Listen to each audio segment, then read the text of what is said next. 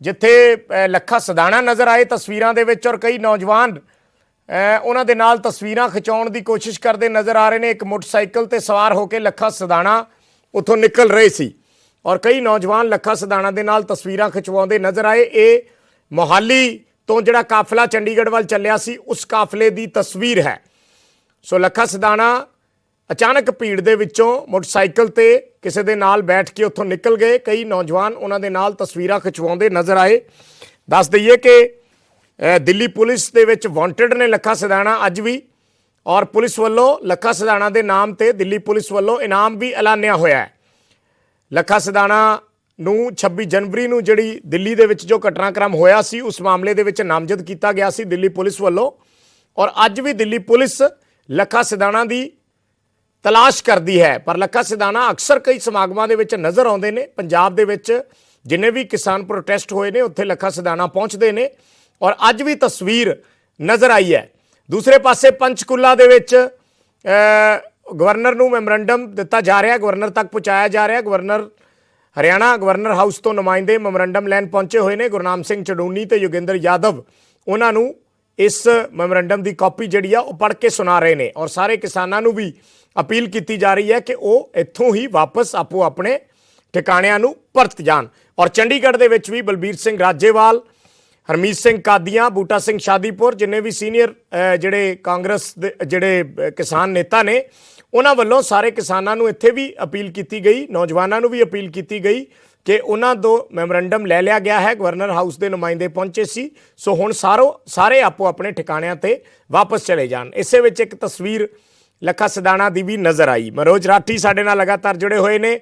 ਮਨੋਜ, ਇਸ ਵੇਲੇ ਕੀ ਮਾਹੌਲ ਹੈ? ਕੁਝ ਦੇਰ ਪਹਿਲਾਂ ਜਿਵੇਂ ਬੂਟਾ ਸਿੰਘ ਸ਼ਾਦੀਪੁਰ ਕਹਿ ਰਹੇ ਸੀ ਕਿ ਮੈਮੋਰੰਡਮ ਲੈ ਲਿਆ ਗਿਆ ਔਰ ਹੁਣ ਸਭ ਨੂੰ ਵਾਪਸ ਜਾਣ ਦੇ ਲਈ ਕਿਹਾ ਗਿਆ ਹੈ, ਐਸੇ ਵਿੱਚ ਕੀ ਤਸਵੀਰਾਂ, ਕੀ ਮਾਹੌਲ ਨਜ਼ਰ ਆ ਰਿਹਾ ਹੈ?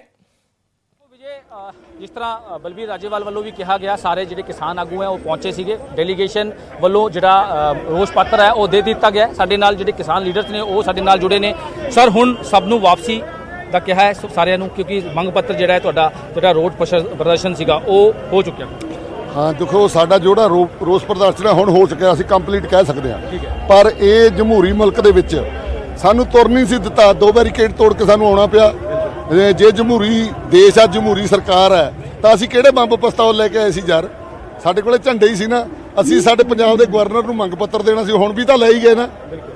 ਜੇ ਬੱਕਰੀ ਨੇ ਦੁੱਧ ਦੇਣਾ ਮੀਂਗਣਾ ਪਾ ਕੇ ਕਿਉਂ ਦਿੰਦੀ ਆ, ਸਿੱਧਾ ਦੇ ਦੇਵੇ।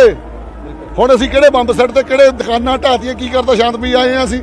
ਸਾਡੇ ਨੌਜਵਾਨਾਂ ਨੂੰ ਵਧਾਈ ਹੈ ਇਸ ਗੱਲ ਦੀ ਵੀ ਸ਼ਾਂਤਮਈ ਸੰਘਰਸ਼ ਰੱਖਿਆ ਤੇ 10 ਕਿਲੋਮੀਟਰ ਅੱਗੇ ਵੀ ਵਧੇ ਆ। ਇਹ ਗਿੱਜੇ ਹੋਇਆ ਉੱਥੇ ਆ ਕੇ ਸਾਡੇ ਨੌਜਵਾਨ ਬੇਰੁਜ਼ਗਾਰ, ਉਹਨਾਂ ਨੂੰ 4-4 ਮਾਰੋ ਡਾਂਗਾ ਮੋੜ ਦਿਓ। ਅਸੀਂ ਆ ਡਾਂਗਾ ਖਾਧੀਆਂ, ਉਹਨਾਂ ਦੇ ਪਿਓ ਫੇਰ ਵੀ ਖੜੇ ਆ। ਪੱਗਾਂ ਢਾਈ ਗਈਆਂ ਸਾਡੀਆਂ ਪਾਣੀ ਨਾਲ, ਆ ਖੜੇ ਆ ਸੀਨਾ ਤੜ ਕੇ ਖੜੀ ਸਾਡੀ ਨੌਜਵਾਨ ਪੀੜ੍ਹੀ ਮੋੜ ਲੈਂਦੇ। ਪਰ ਇਹ ਸਾਡੇ ਜਾਬਤੇ 'ਚ ਰਹੇ ਆ, ਅਸੂਲ 'ਚ ਰਹੇ ਆ। ਮੁਬਾਰਕਬਾਦ ਅੱਜ ਦੀ ਪੰਜਾਬ ਦੀ ਜਵਾਨੀ ਨੂੰ, ਜਿੰਦਾਬਾਦ ਆ ਜਵਾਨੀ। ਉਹ ਜਵਾਨੀ ਨਹੀਂ ਜਿਹੜੀ ਮਤਲਬ ਹਫੜਾ ਤਫੜੀ ਕਰਕੇ ਮਤਲਬ ਨੁਕਸਾਨ ਕਰਦੀ ਹੁੰਦੀ, ਉਹ ਜਵਾਨੀ ਨਹੀਂ ਆ ਸਾਡੇ ਨਾਲ।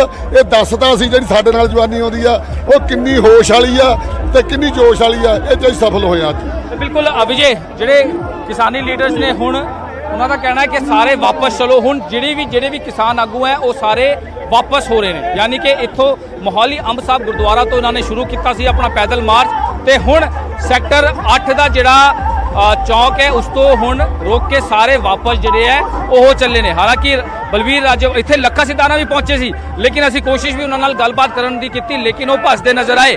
ਉਹ ਭੱਜਦੇ ਆਪਣੇ ਜਿਹੜੇ ਉਹਨਾਂ ਦੇ ਸੰਪਰਕ ਸੀਗੇ ਉਹਨਾਂ ਨਾਲ ਉਹ ਉੱਥੋਂ ਹਾਲਾਂਕਿ ਉਹ ਇੱਧਰ ਪਹੁੰਚੇ ਸੀਗੇ ਤੇ ਬਲਬੀਰ ਰਾਜੇਵਾਲ ਜਿਹੜੇ ਹੋਰ ਕਿਸਾਨੀ ਆਗੂ ਨੇ, ਜਿਹੜੇ ਯੂਥ ਨੇ, ਹੁਣ ਵਾਪਸ ਹੋ ਚੱਲੇ ਨੇ। ਇਹਨਾਂ ਦਾ ਕਹਿਣਾ ਹੈ ਕਿ ਅੱਜ ਦਾ ਜਿਹੜਾ ਇਹਨਾਂ ਦਾ ਰੋਸ ਪ੍ਰਦਰਸ਼ਨ ਸੀਗਾ ਉਹ ਸਫਲ ਹੋਇਆ ਤੇ ਜਿਹੜਾ ਇਕੱਠ ਹੈ ਉਹ ਕਾਫੀ, ਸਾਨੂੰ ਉਮੀਦ ਨਹੀਂ ਸੀ ਕਿ ਇੰਨਾ ਇਕੱਠ ਹੋ ਜਾਏਗਾ, ਕਿਉਂਕਿ ਅਸੀਂ ਜਿਨ੍ਹਾਂ ਨੂੰ ਬੁਲਾਇਆ ਸੀਗਾ ਕਰੀਬ 5 ਤੋਂ 6 ਹਜ਼ਾਰ ਦੀ ਸੰਖਿਆ ਸੀਗੀ, ਲੇਕਿਨ ਲੋਕ ਕੀ ਖੁਦ ਆਪਣੇ ਘਰਾਂ ਤੋਂ ਉੱਠ ਕੇ ਇੱਥੇ ਪਹੁੰਚੇ ਨੇ ਤੇ ਸਾਡਾ ਜਿਹੜਾ ਪ੍ਰਦਰਸ਼ਨ ਹੈ ਉਹਨੂੰ ਸਫਲ ਬਣਾਇਆ। ਤਸਵੀਰਾਂ ਤੁਸੀਂ ਵੇਖ ਸਕਦੇ ਹੋ ਕਿ ਹੁਣ ਜਿਹੜਾ ਕਿਸਾਨਾਂ ਦਾ ਜਿਹੜੇ ਵਾਪਸੀ ਹੈ, ਜਿਹੜੇ ਕਿਸਾਨ ਆਗੂ ਹੈ, ਜਿਹੜੇ ਲੀਡਰਸ ਹੈ, ਉਹਨਾਂ ਦੀ ਵਾਪਸੀ ਹੋ ਚੱਲੀ ਹੈ। ਡੈਲੀਗੇਸ਼ਨ ਨੇ ਜਿਹੜਾ ਰੋਸ਼ ਪੱਤਰ ਹੈ ਉਹ ਗਵਰਨਰ ਨੂੰ ਦੇ ਦਿੱਤਾ ਹੈ ਤੇ ਹਾਲਾਂਕਿ ਪੁਲਿਸ ਨਾਲ ਜਿਸ ਤਰ੍ਹਾਂ ਦੀ ਇਹਨਾਂ ਦੀ ਗੱਲਬਾਤ ਹੋਈ ਸੀ, ਪਹਿਲਾਂ ਜਿਹੜਾ ਬੈਰੀਕੇਟਿੰਗ ਹੈ ਉਹ ਵੀ ਇਹਨਾਂ ਨੇ ਬ੍ਰੇਕ ਕੀਤਾ ਸੀਗਾ। ਜਿੱਦਾਂ ਇਹਨਾਂ ਨੇ ਵੀ ਦੱਸਿਆ, ਜਿਹੜੇ ਕਿਸਾਨ ਲੀਡਰ ਨੇ ਇਹਨਾਂ ਵੱਲੋਂ ਕਿਹਾ ਗਿਆ ਕਿ ਅਸੀਂ ਕਿਹੜਾ ਇੱਥੇ ਪਿਸਟਲ ਲੈ ਕੇ ਆਏ ਸੀ, ਡੰਡੇ ਲੈ ਕੇ ਆਏ ਸੀ, ਸਿਰਫ ਅਸੀਂ ਝੰਡੇ ਲੈ ਕੇ ਆਏ ਸੀ, ਲੇਕਿਨ ਪੁਲਿਸ ਵੱਲੋਂ ਜਿਹੜਾ ਵਰਤਾਵ ਹੈ ਉਹ ਨਹੀਂ ਸਹੀ ਕੀਤਾ ਗਿਆ, ਜਿਸ ਕਰਕੇ ਅਸੀਂ ਇੱਥੇ ਤੱਕ ਪਹੁੰਚੇ ਹਾਂ।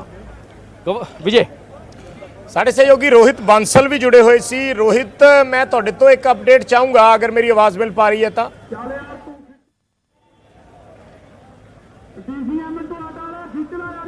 ਰੋਹਿਤ, ਮੈਂ ਤੁਹਾਡੇ ਤੋਂ ਅਪਡੇਟ ਲੈਣੀ ਚਾਹੂੰਗਾ। ਲੱਖਾ ਸਿਧਾਣਾ ਦਾ ਜ਼ਿਕਰ ਹੋ ਰਿਹਾ ਸੀ, ਲੱਖਾ ਸਿਧਾਣਾ ਬਾਰੇ ਕੀ ਅਪਡੇਟ ਹੈ? ਇਸ ਖਬਰ ਆ ਰਹੀ ਹੈ ਕਿ ਲੱਖਾ ਸਿਧਾਣਾ ਨੂੰ ਐਂਟੀਸਪੇਟਰੀ ਬੇਲ ਮਿਲ ਚੁੱਕੀ ਹੈ, ਯਾਨੀ ਉਹਨਾਂ ਦੀ ਜਿਹੜੀ ਅਰੈਸਟ ਸੀ ਉਹ ਸਟੇ ਕਰ ਦਿੱਤੀ ਗਈ ਹੈ ਦਿੱਲੀ ਦੀ ਅਦਾਲਤ ਵੱਲੋਂ।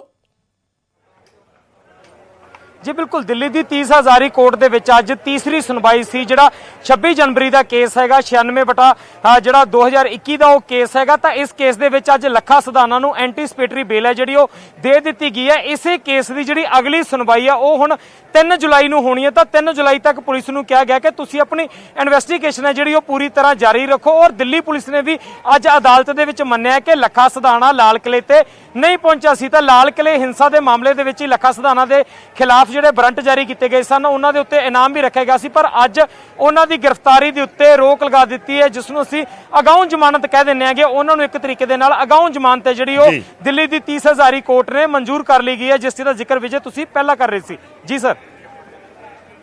ਜੀ, ਹੁਣ ਕੀ ਮਾਹੌਲ ਹੈ ਰੋਹਿਤ, ਜਿਸ ਜਗ੍ਹਾ ਤੇ ਤੁਸੀਂ ਮੌਜੂਦ ਹੋ? ਕਿਉਂਕਿ ਮੈਮੋਰੰਡਮ ਜਿਹੜਾ ਹੈ ਕਿਸਾਨਾਂ ਵੱਲੋਂ ਉਹ ਸੌਂਪੇ ਜਾ ਚੁੱਕੇ ਨੇ। ਹਰਿਆਣਾ ਦੇ ਵੀ ਜਿਹੜੇ ADC2 ਗਵਰਨਰ ਨੇ ਔਰ ਪੰਜਾਬ ਦੇ ਵੀ ਜਿਹੜੇ ADC2 ਗਵਰਨਰ ਨੇ।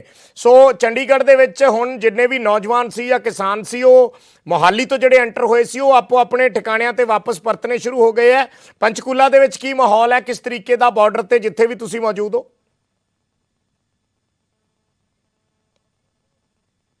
ਗਵਰਨਰ ਦੇ ਅਧਿਕਾਰੀਆਂ ਨੇ ਜਿਹੜੇ ਮੈਮੋਰੰਡਮ ਸੀ ਉਹਨਾਂ ਨੂੰ ਰਿਸੀਵ ਕਰ ਲਿਆ, ਪਰ ਤੁਸੀਂ ਦੇਖ ਸਕਦੇ ਹੋ ਕਿ ਪੁਲਿਸ ਹਾਲੇ ਤੱਕ ਵੀ ਉਸੇ ਤਰ੍ਹਾਂ ਹੀ ਤੈਨਾਤ ਕੀਤੀ ਗਈ ਹੈ, ਕਿਉਂਕਿ ਹਾਲੇ ਵੀ ਕੁਝ ਨੌਜਵਾਨ ਨੇ ਜਿਹੜੇ ਇੱਥੇ ਬੈਠੇ ਹੋਏ ਸੀਗੇ ਜਾਂ ਇੱਥੇ ਖੜੇ ਹੋਏ ਨੇ। ਤਾਂ ਹਾਲਾਂਕਿ ਜਿਹੜੇ ਕਿਸਾਨ ਲੀਡਰ ਆ ਉਹਨਾਂ ਵੱਲੋਂ ਇਹ ਜ਼ਰੂਰ ਕਹਿ ਦਿੱਤਾ ਗਿਆ ਕਿ ਅਸੀਂ ਇਸ ਤੋਂ ਅੱਗੇ ਨਹੀਂ ਵਧਾਂਗੇ ਔਰ ਜਿੰਨੇ ਵੀ ਨੌਜਵਾਨ ਨੇ ਉਹ ਵਾਪਸ ਪਰਤ ਜਾਣ। ਔਰ ਜ਼ਿਆਦਾਤਰ ਜਿਹੜੇ ਲੋਕ ਨੇ ਉਹ ਵੀ ਵਾਪਸ ਪਰਤ ਚੁੱਕੇ ਨੇ, ਪਰ ਫਿਰ ਵੀ ਕੁਝ ਲੋਕ ਇੱਥੇ ਜਿਹੜੇ ਖੜੇ ਨਜ਼ਰ ਆ ਰਹੇ ਨੇ।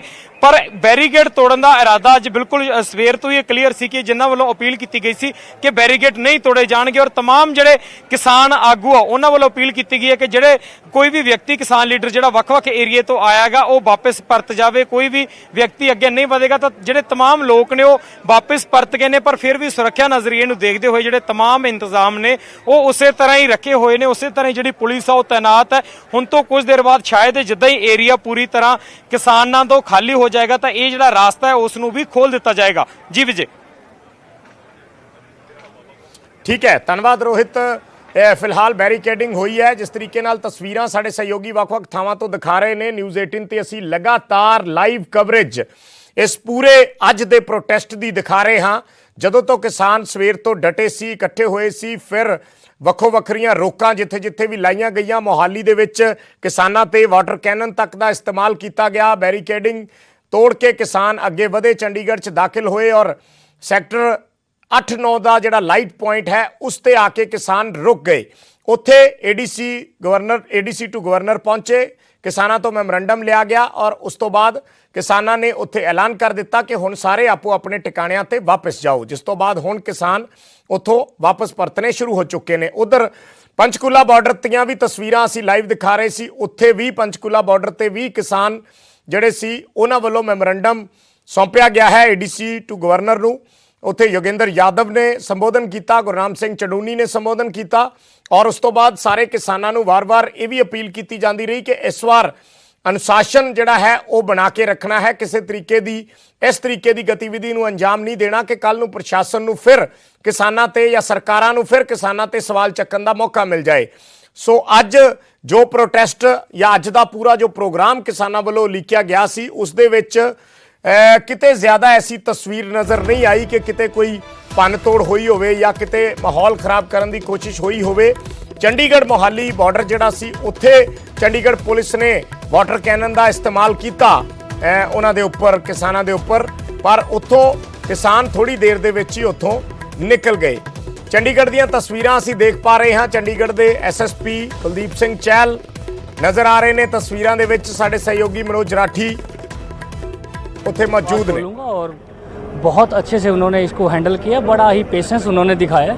और कई बार इस तरह की सिचुएशन पे बहुत ज़्यादा गड़बड़ होने के चांस होते हैं, लेकिन थैंक गॉड के जो हमारी टीम है, हमारी जो पुलिस फोर्स है, हमारे जवान हैं, स्पेशली मतलब बॉटम लाइन तक सबने बहुत पेशेंसली इसको डील किया और बहुत मैच्योरिटी दिखाई है। और ऐसी सिचुएशन पे कुछ भी हो सकता है, लेकिन बिल्कुल पीसफुल इसको हमने कंक्लूड किया। कि सर गैदरिंग उससे ज़्यादा थी जो बताई गई थी आपको मीटिंग में, उससे ज़्यादा गैदरिंग थी, लेकिन उन्होंने पहले बैरिकेटिंग तोड़ा, यहाँ तक वो पहुँचे। तो लॉ एंड ऑर्डर किस तरह से देखते हैं?